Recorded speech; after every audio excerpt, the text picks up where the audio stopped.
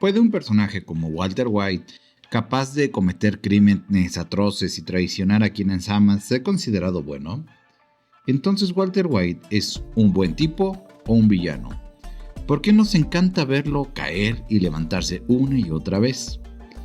Este dilema encara la esencia del antihéroe, una figura que desafía las categorías tradicionales del bien y el mal, y el día de hoy, el tema de estudio. Primero que nada, vamos a definir qué es un antihéroe.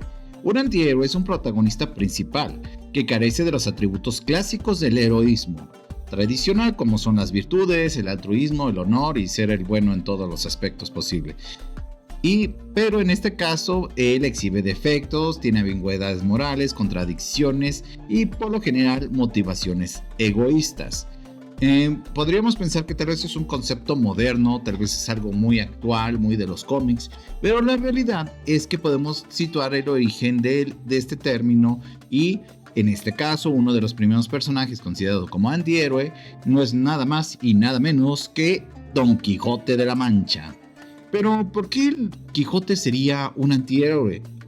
En este caso sería porque las acciones del personaje, aunque motivadas por valores nobles, se desarrollan bajo los delirios de un daño, de algo y quieren que no está muy bien de la cabeza. Asimismo, sus motivaciones provienen de una obsesión de fantasía, más que de un heroísmo racional. El personaje muestra defectos humanos, cuestiones a la figura del héroe perfecto y viviendo en un mundo moralmente ambiguo, ya que lo que hace pues no es correcto. Sin embargo, él piensa que lo es. No es malo, pero el problema es que durante sus aventuras termina a veces dañando a otros sin querer. Entonces, el Quijote encarna el idealismo desbordado, mientras que los antihéroes modernos presentan una visión un poco más cruda de la vida. Es el caso que de Walter White se transforma en Heisenberg por miedo, ego y necesidad económica. Sus decisiones son cuestionables, claro, como traficante de drogas y cómo manipula a su familia, exponiendo dilemas éticos y oscuridad humana, pero siempre motivado en la búsqueda del bienestar de su propia familia, aunque esto suene contradictorio, aunque a veces haga cosas dentro de la misma historia que son contrarias a lo que él dice y quiere para su familia, pero al final de cuentas, ¿quién es perfecto? Y este personaje no busca ser un héroe, pero tampoco busca ser un villano, solamente el bienestar de su familia por los medios que sean necesarios. Entonces, brevemente, la pregunta a contestar sería: ¿cómo vamos a distinguir a un antihéroe de un villano? Bueno, simplemente es en los fines que si tienen fines comprensibles o nobles, lo que sería la primera cuestión.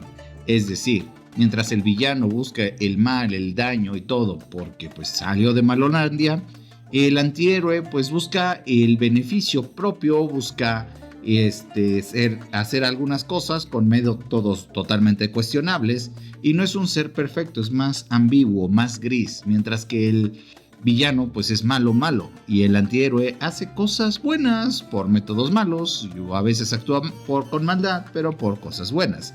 Es un poquito confusa el área, pero es un péndulo que anda entre lo bueno y lo malo, así que por eso nos es tan interesante. Pero bueno, regresemos al caso de estudio. ¿Qué beneficios tiene trabajar con antihéroes? Con trabajar estos personajes grises.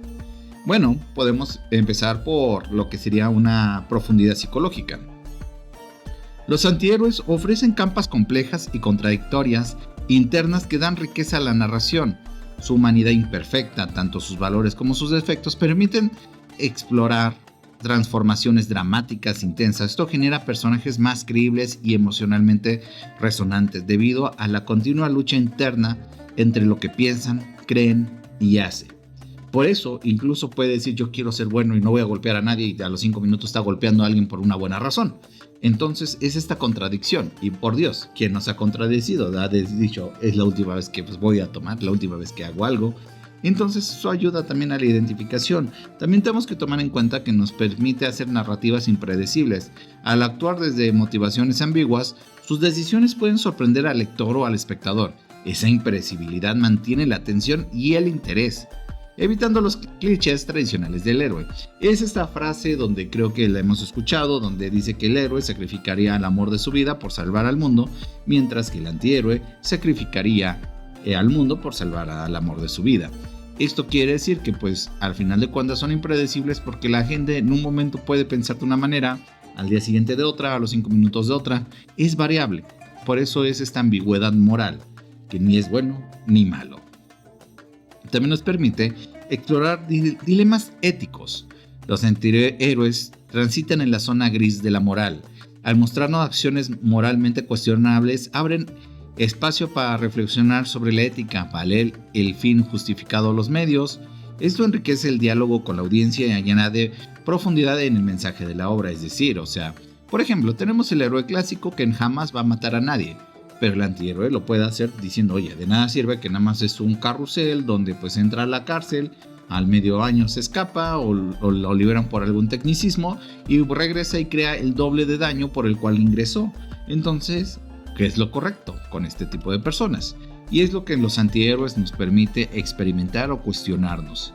También tenemos que pensar que esta versatilidad de la narración nos permite que funcione en todo tipo de géneros. En dramas pueden reflejar el choque interno del personaje. En la fantasía oscura encarnan el lado inquietante del heroísmo.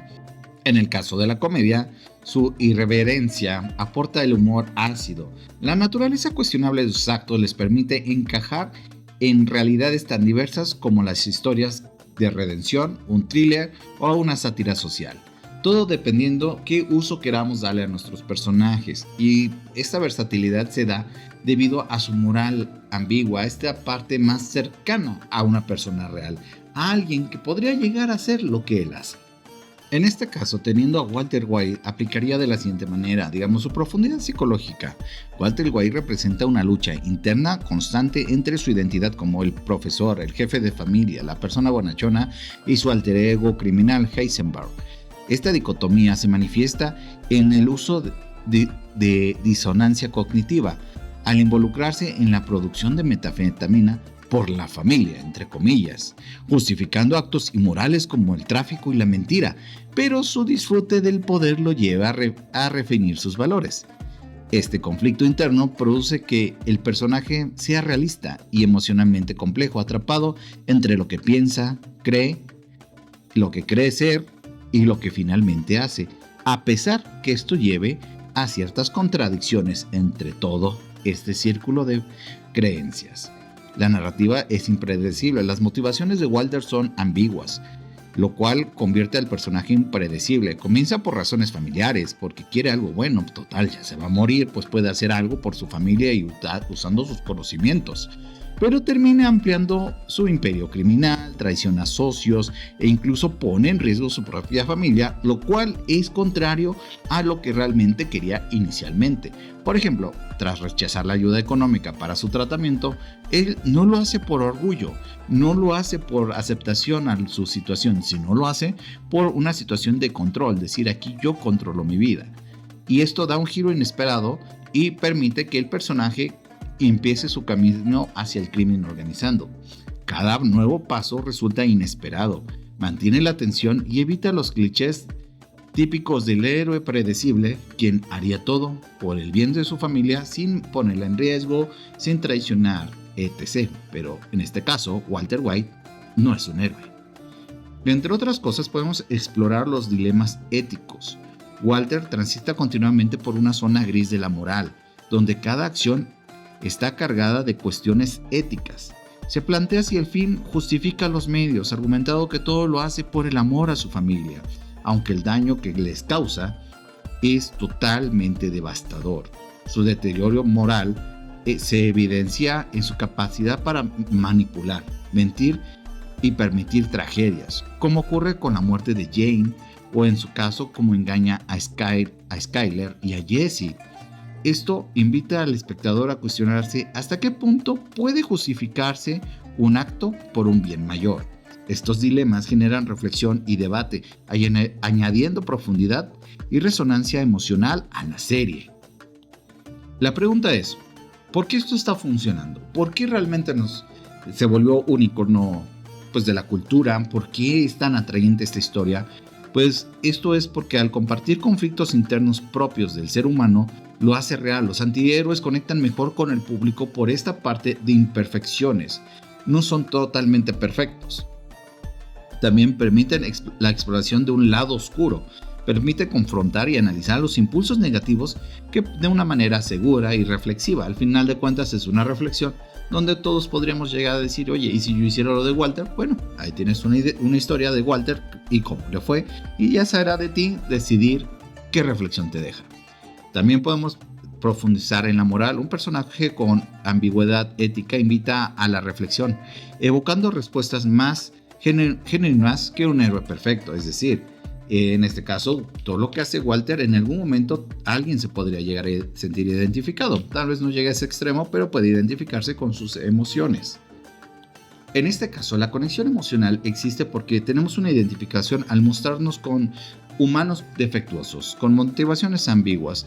Es lo que hace que los antihéroes sean más cercanos, porque no son perfectos, se equivocan, tienen deseos egoístas, a veces hacen las cosas por una rabieta, cosa que a cualquiera le podría pasar. También permite lo que sería una catarsis emocional, nos permite experimentar el deseo de transgredir las normas, enfrentar el fracaso o tomar decisiones egoístas, todo desde un espacio seguro, pero que resulta atractivo sin caer en la villanía. También nos permite ver un reflejo social en una era de incertidumbres y crisis de confianza en figuras de autoridad.